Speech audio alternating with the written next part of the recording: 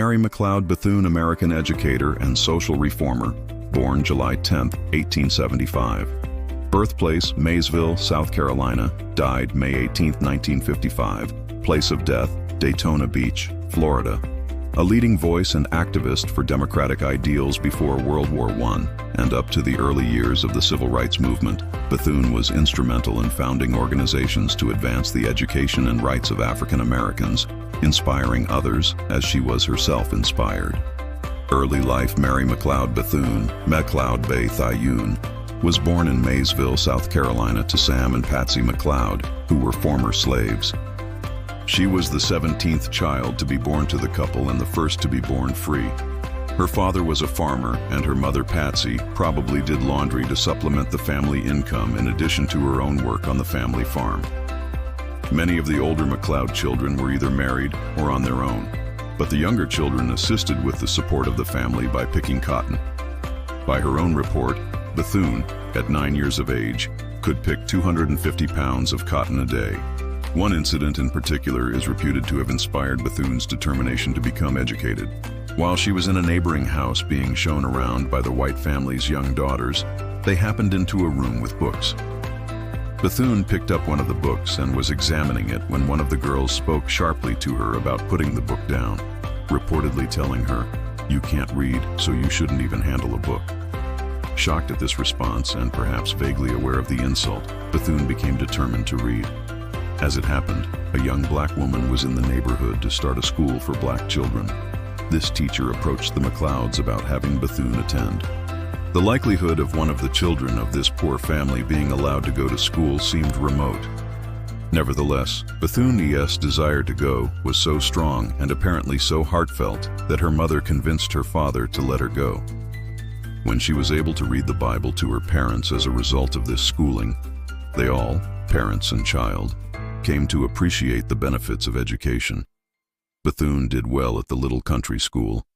Her teacher recommended her for further schooling, and her tuition was paid in part by Mary Chrisman, a white dressmaker from Denver, Colorado. The new school, known as Scotia School, was located in Concord, South Carolina. Bethune contributed to her education by doing odd jobs at the school. Having done well in her studies at Scotia, she was again recommended by her teachers for scholarships to continue her studies. She was accepted as a student at the Moody Bible Institute in Chicago, Illinois, and received additional financial support from Chrisman. At the Moody Institute, Bethune became a member of the gospel choir team that preached and sang throughout Illinois. She had hoped to become a missionary in Africa on completion of her studies, but because she was so young, she was not considered a suitable candidate. Instead, she took a teaching assignment at Haynes Normal and Industrial Institute in Augusta, Georgia, where she met a black woman who was to affect her life in important ways, Lucy Laney, the school's principal and founder and a trailblazer in the education of blacks. Sympathizing with Bethune's compassion for the uneducated black children of the neighborhood around the school, Laney allowed Bethune to teach them on Sunday afternoons. Soon, Bethune had the children singing familiar songs, and she encouraged them to listen to Bible stories later. The sponsoring Presbyterian Board of Haynes Institute sent Bethune to other schools nearby. One of those schools was the Kendall Institute in Sumter, South Carolina. It was here that she met Albertus Bethune, also a teacher, whom she married in May of 1898. Their son, Albert McLeod Bethune, was born a year later. The family soon moved to Palatka, Florida, where Mary Bethune established a Presbyterian mission school. Her husband did not share her enthusiasm for missionary work, however, and the couple was eventually separated. Life's work. Having been born in the South during Reconstruction undoubtedly saddled Bethune with many adversities. She was black, poor, and female, none of which made her more remarkable than other young women alive during the same period. What did distinguish her was her ability to conquer those misfortunes, to share her accomplishments with others, and to choose to devote her life to acts of service to others. From the time she read the Bible to her parents, she seemed to recognize and become inspired by the power of words and their effects on others. Bethune's life work began in Daytona Beach when she saw other young black women in need of all varieties of education. Her ambition to provide a place for their schooling took the form of grasping at any possibilities, becoming inventive as the needs arose. Discarded, crumpled paper could be smoothed out to write lessons on.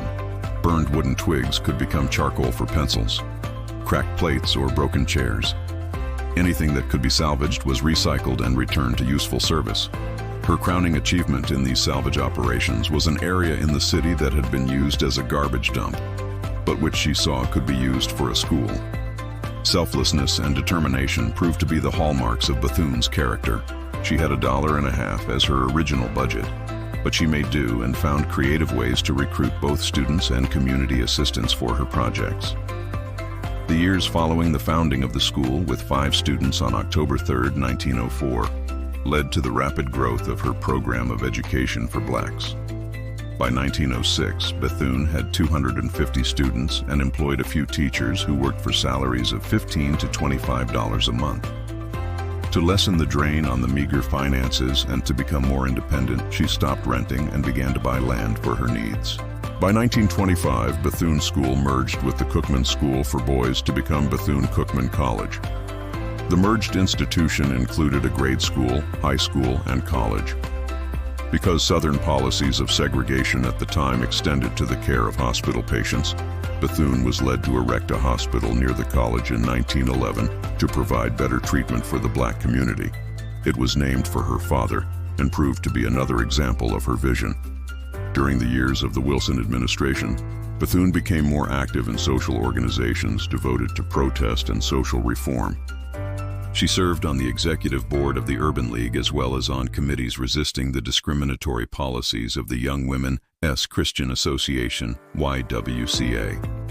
Since many of the positions taken by the YWCA were either condescending or blatantly biased, Bethune became one of several women opposing the racist stance of that association.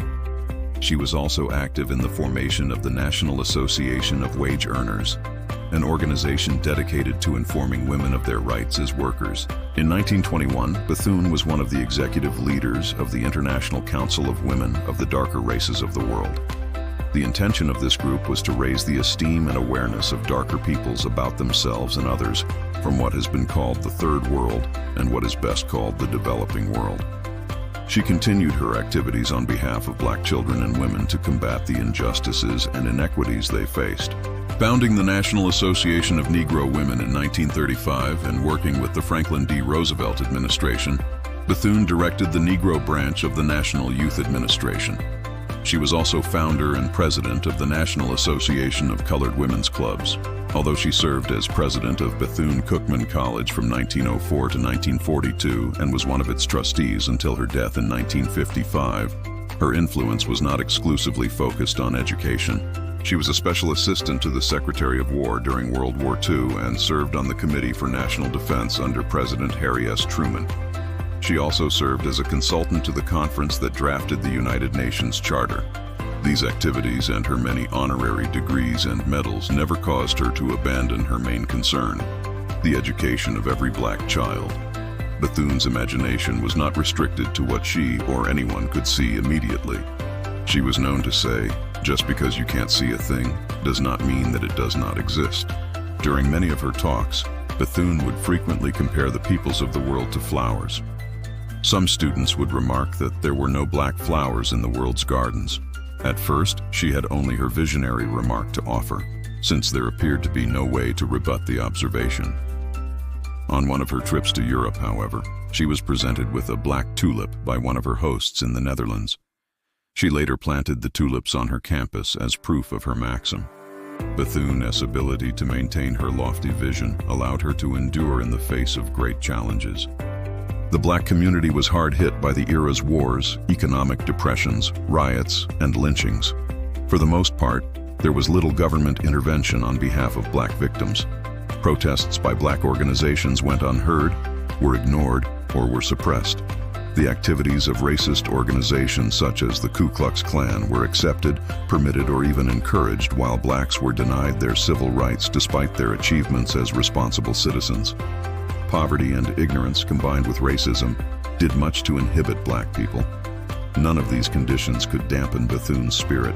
Working with Eleanor Roosevelt and some of the nation's top business people, Bethune enhanced her effectiveness as a representative of the black community and as an individual educator. She died of a heart attack in 1955 and was buried on the campus of her beloved college. Significance. During times when being an African American often meant being invisible, being disheartened, and being denied chances to achieve intellectually, especially if female, Bethune became a person whose entire life disproved such stereotypes. By white American standards, she possessed little physical beauty. But by any standards, her spirit, her energy, and her compassion were evidence of great inner beauty. Bethune's drive to give women access to worlds that had been closed to them, to give all blacks intellectual choices that had been denied them, and to give children an example to follow in providing service to others, made her one of the most notable African American leaders of her time. Before her death, she had lived to see Bethune-Cookman become one of the finest of the historically black colleges in the country. She had left her mark on the administrations of 2 American presidents. Using her keen understanding of human behavior and harnessing her ability to negotiate change in the face of great opposition, Bethune became one of the most influential voices in the struggle for racial equality. Bibliography: Bethune, Mary McLeod Bethune, Building a Better World Essays and Selected Documents, edited by Audrey Thomas McCluskey and Elaine M. Smith. Bloomington, Indiana University Press, 1999. Contains 70 of Bethune's writings and other documents dating from 1902 through 1955. Caruth, Ella Kaiser. She wanted to read The Story of Mary McLeod Bethune. New York, Abingdon Press, 1966. A biography written for juveniles that presents a portrait of Bethune's early years. Also includes some coverage of her involvement as a presidential advisor, as well as her activities as an organizer and founder of groups concerned with women's rights and labor relations. Hanson, Joyce A. Mary McLeod Bethune and Black Women's Political Activism. Columbia, University of Missouri Press, 2003. Hanson examines Bethune's political activism in the context of the activism of African American women in her time. Lerner, Gerda, Edine, Black Women in White America, A Documentary History.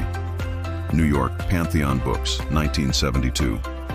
Contains excerpts of works and speeches by notable black women including Bethune.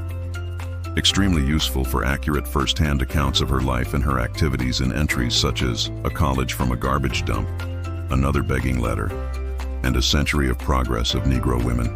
McKissick, Patricia, and Frederick McKissick. Mary McLeod Bethune, A Great Teacher. Hillside, N.J. Enslow, 1991.